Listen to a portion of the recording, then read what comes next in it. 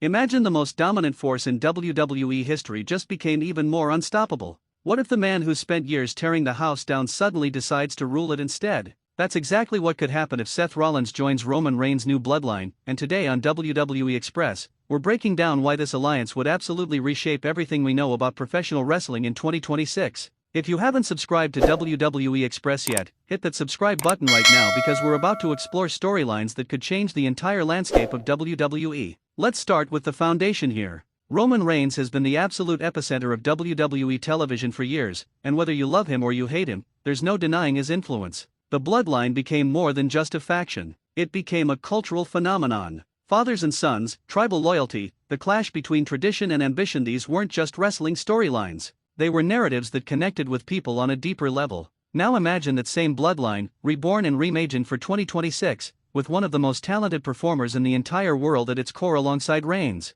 That performer is Seth Rollins. Seth Rollins is someone who's always been driven by perfection, by the need to prove he's the best, the most capable, the most visionary. Throughout his career, he's been the architect of his own destiny, often standing alone, often tearing down the very structures that held him. But what if his arc takes a turn we never expected? What if the man who's always been solo realizes that absolute power requires stepping into a structure that's already been proven dominant? That's where this story becomes fascinating. Think about what Roman Reigns' new bloodline could represent in 2026. The first iteration was about family, blood, and legacy. The second era was about pain and dominance through a new lens. What if the third evolution is about vision? What if it's about taking the absolute best performers in WWE and uniting them under a singular philosophy of dominance? Seth Rollins as a member of this bloodline wouldn't diminish him. It would elevate the entire faction to a level we've never seen before. Here's the brilliance of this potential alliance. Seth Rollins has always been someone who exists at the intersection of innovation and destruction.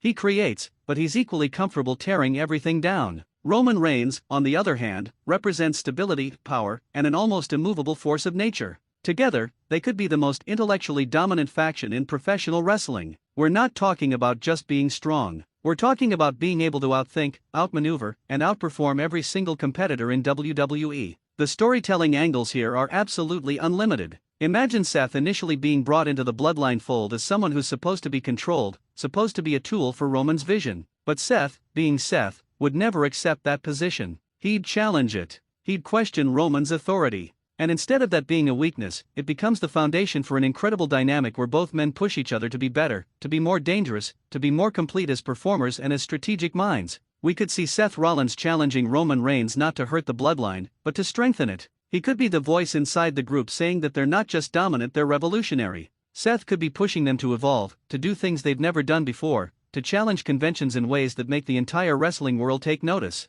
That's the kind of tension that creates incredible television, and both men are talented enough to navigate that storytelling with absolute precision. Think about the feuds that become possible when Seth Rollins is part of Roman Reigns' bloodline. The Judgment Day? They'd be facing a version of the bloodline that combines Reigns' raw dominance with Rollins' intricate psychology. Gunther and the Ring General? That becomes a completely different matchup when Seth's creative genius is involved in the strategy. The whole landscape of faction warfare shifts when the man who helped define modern wrestling gets folded into the most powerful group in the company. And from a character perspective, this is Seth Rollins finally accepting something he's never accepted before. Throughout his career, Seth's been about independence. He's been about proving he doesn't need anybody. So his joining the bloodline wouldn't be desperation or weakness. It would be the ultimate confidence move. It would be Seth saying that he's so complete as a performer, so secure in his abilities, that he can step into a faction and not just survive but thrive within a structure. That's a level of character development that feels earned for someone who's been at the top of WWE for over a decade. The bloodline with Seth Rollins also becomes a new kind of aspirational faction.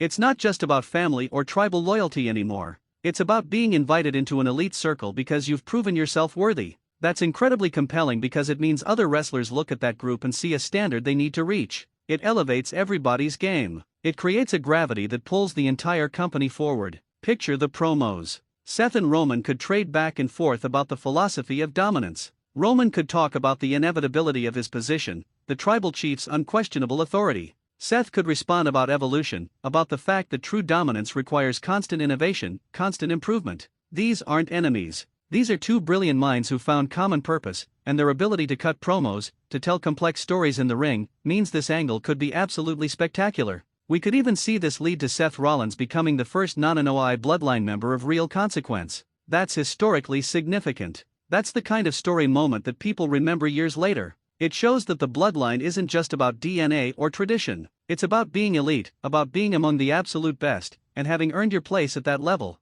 The matches would be incredible too. Imagine Seth Rollins and Roman Reigns having to face off one day down the line when their philosophies diverge. The history between them, the respect that would be built through being together in the faction, that makes that eventual match mean something on a different level entirely. Or imagine them defending together, a dual power structure that's almost impossible to overcome. This is the kind of storytelling that gets people excited about professional wrestling. It's not random, it's logical. It's based on character development and the actual abilities of two of the most talented performers in the entire industry. Seth Rollins joining Roman Reigns' new bloodline in 2026 could be the storyline that defines the year and reshapes the entire dynamics of WWE television going forward. If you've been enjoying this deep dive into the world of wrestling storytelling and speculation, please make sure you've subscribed to WWE Express. We're constantly breaking down the biggest angles, exploring character psychology, and discussing the future of professional wrestling. Your subscription means everything to us and keeps us creating content like this. Subscribe to WWE Express now, and I'll see you in the next one.